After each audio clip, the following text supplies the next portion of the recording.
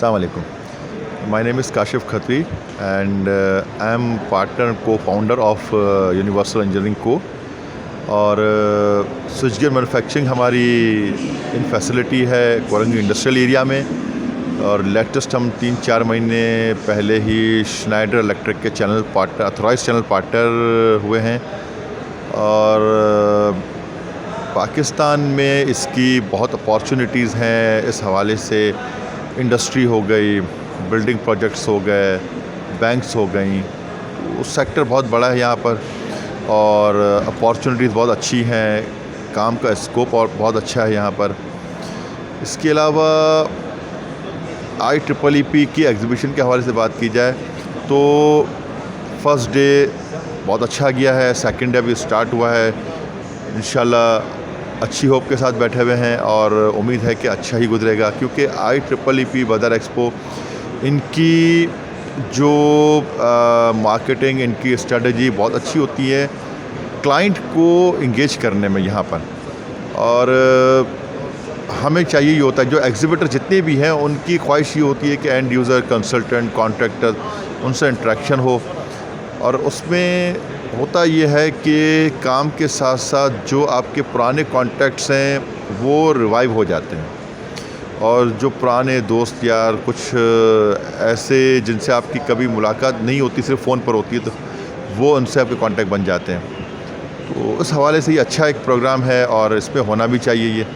और हम चाहते हैं कि ये पार्टिसिपेशन हमारी हर उसमें साल होनी चाहिए IEEE पे।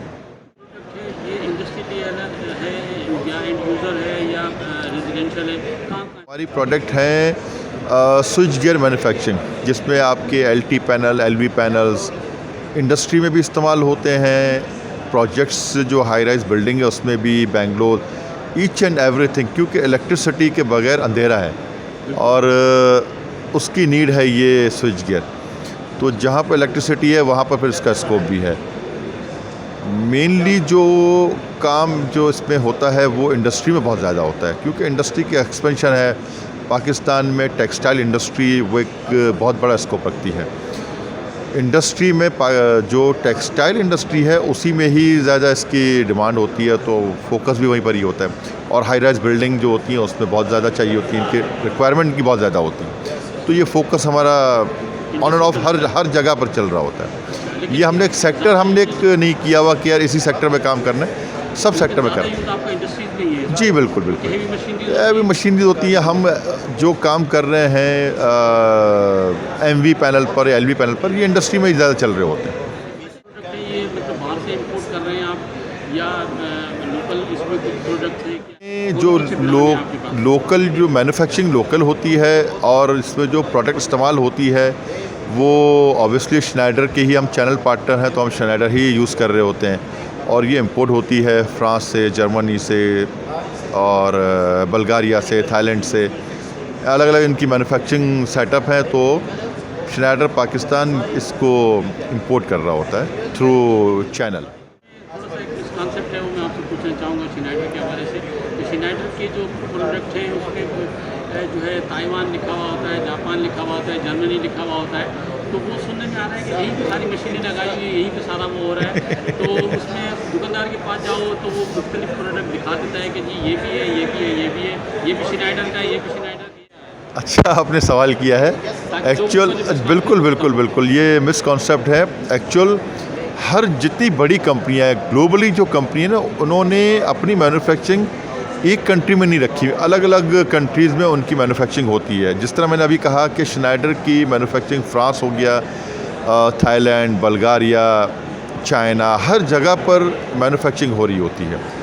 और ये मैन्युफैक्चरिंग इस तरह होती है कि एक अलग अलग पार्ट्स होते हैं। जैसे जो छोटे ब्रेकर्स हैं तो वो चाइना, थाईलैंड में मैन्युफैक्चरिंग हो रहे हैं। बड़े ब्रेकर्स हैं तो वो फ्रांस में मैन्युफैक्चरिंग हो रही है। फिर ये जो इंपोर्ट होता है तो वो एक ही जहाँ पर, जैसे पाकिस्तान, इंडिया, मिडिल ईस्ट, इसका एक रीजन बनाया हुआ है रियास का, तो ये वहाँ से इंपोर्ट हो रहा होता है। ये मैन्युफैक्चरिंग जो होती है हर कंपनीज़ में, अलग अलग कंट्रीज़ में ही होती हैं। और क्योंकि उनको भी अपने जो डिमांड्स होती हैं कि भाई उनको अपनी क्वालिटी को मेंटेन रखते हुए प्रोडक्ट की प्राइस को मार्केट से कम्पीट करना है, तो ऑब्वियसली उनको फिर चाइना थाईलैंड ही मूव करना पड़ता है। तो ये वजह है।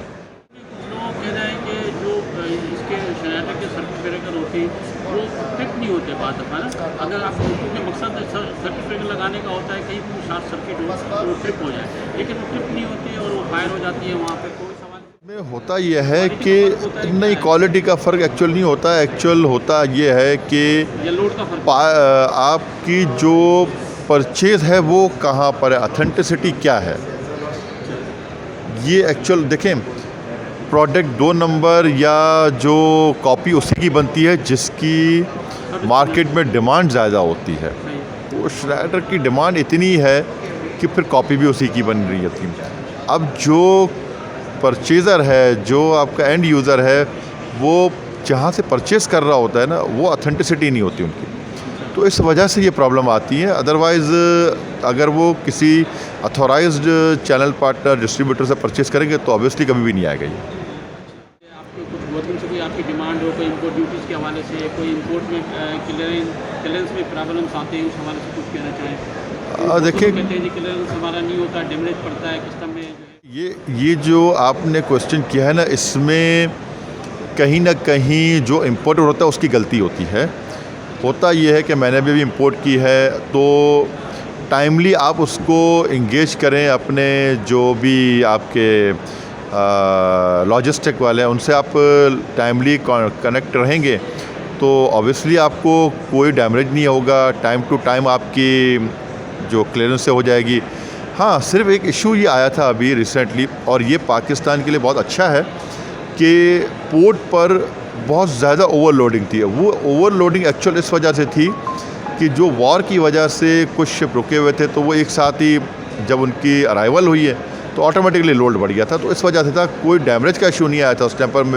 मे बी शायद उस टाइम पर गवर्नमेंट ने ये एक अनाउंसमेंट दी थी, एक फैसिलिटेट किया था इम्पोर्टर्स को कि भाई हम डैमेज नहीं करेंगे, क्योंकि ये लोड जो है पोर्ट पर, उस पोर्ट की वजह से हम डैमेज को एक इस सर्टेन टाइम तक हम उसको डैमेज नहीं करेंगे। तो ये अच्छा इकदाम था गवर्नमेंट का। के भी कुछ प्रॉब्लम्स देखने में आती है, कहते हैं कुछ अंडरस्टैंडिंग भी होती है, इस तरह का इशू होता है? सर देखें, ये तो इम्पोर्टर जानता है जो कर रहे होते हैं, मुझे इसका कोई आइडिया नहीं है। क्योंकि देखें, हम जो इम्पोर्ट कर रहे हैं ना, वो श्नाइडर की प्रोडक्ट्स कर रहे हैं, और हमारी जो प्रोडक्ट होती है वो श्नाइडर से ही इंपोर्ट हो रही होती है। वहाँ पर सवाल ही पैदा नहीं होता कि इस तरह की कोई भी काम हो सके, ये नामुमकिन है। होता होगा, मुझे इसका कोई आइडिया नहीं। के बैकग्राउंड के हवाले से बताइए। माशाल्लाह, आपको अभी दूसरी एक बात ये है कि अभी देखें कि सोलर का ज़माना आ गया है ना जी। अब बिजली से लोग बहुत अवॉइड कर रहे हैं, इतनी महंगी हो गई है बिजली कि सारी कंपनी सोलर पे जा रही है। तो जब सोलर पे जा रही है तो उसकी प्रोडक्ट भी सोलर की कुछ आ रही है। बहुत सी बड़े बड़े जो ट्रांसफार्मर बनाने वाले हैं, जो वो ये भी अब कुछ सोलर के हवाले से प्रोडक्ट बना रहे हैं, तो उस हवाले से क्या कहना चाहेंगे? उसको कोई इम्पैक्ट सोलर के हवाले से इम्पैक्ट हमारे उस पर तो बल्कि काम बढ़ जाता है, क्योंकि जहाँ पे सोलर पैनल्स लगते हैं वहाँ पर जो डिस्ट्रीब्यूशन के लिए स्विच गियर पैनल तो लगाना मस्ट है। डिस्ट्रीब्यूशन इसी जगह से ही होनी है।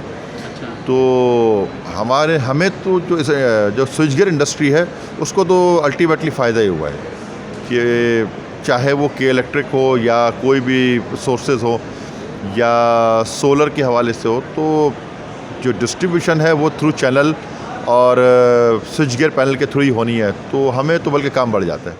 यूनिवर्सल के हवाले से बताइए। यूनिवर्सल इंजीनियरिंग को एक्चुअल 1980 से ही हम एक चल रही है कंपनी हमारी।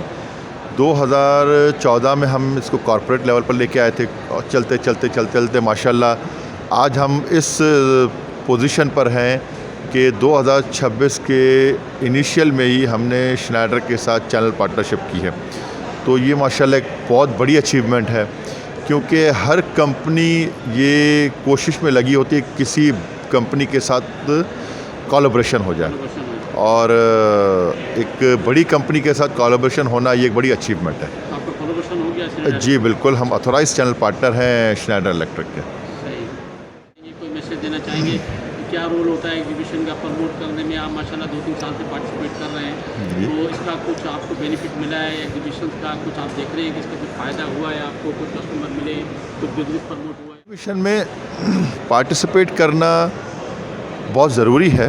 इसकी वजह यह है कि एक तो आपकी प्रेजेंस मार्केट में होनी चाहिए, चाहे कितनी बड़ी कंपनी हो, मल्टीनेशनल कंपनी हो, वो भी अपने आप देखेंगे कि वो एग्जीबिशंस में एडवर्टाइजमेंट के थ्रू अपनी प्रेजेंस को रखती हैं कि हाँ हम एग्जिस्ट करते हैं इस मार्केट में, तो ये बड़ा ज़रूरी है। फीड हो जाता है हाँ हाँ बिल्कुल, ये बार बार वो चीज़ होती है तो अनकॉन्शियसली आपकी उसमें चल रही होती है कि हाँ यार ये कंपनी मैंने कहीं देखी हुई है या कहीं पर इनसे मुलाकात हुई है।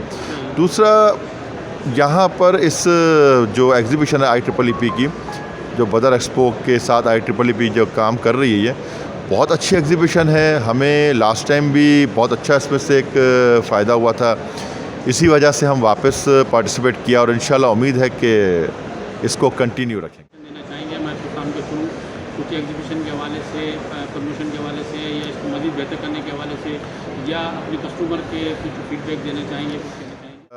क्योंकि कुछ लोगों का बजट कम होता है तो वो ज़रा सब स्टैंडर्ड प्रोडक्ट की तरफ चले जाते हैं, फिर बाद में पछताते हैं कि यार मैं एक दफ़ा खर्चा करते तो हमें। उनके लिए बिल्कुल, ये आपने सवाल अच्छा किया, उनके लिए बड़ा एक अच्छा मैसेज ये है कि अगर वो सब स्टैंडर्ड प्रोडक्ट लेके आ रहे हैं तो वो ना पार्टिसिपेट करें तो अच्छा है, क्योंकि आप जब इस प्लेटफॉर्म पर पार्टिसिपेट करते हैं तो आपकी प्रोडक्ट इतनी वैल्यूएबल होनी चाहिए कि आप क्लाइंट को उसमें बता सके उसकी क्वालिटीज़ कि हाँ ये चीज़ें हैं। क्लाइंट है, कॉन्ट्रैक्टर्स हैं, कंसल्टेंट्स हैं, स्पेशली कंसल्टेंट को आपको बताना होता है कि हमारी प्रोडक्ट ये काम करती है और इस स्टैंडर्ड की हैं।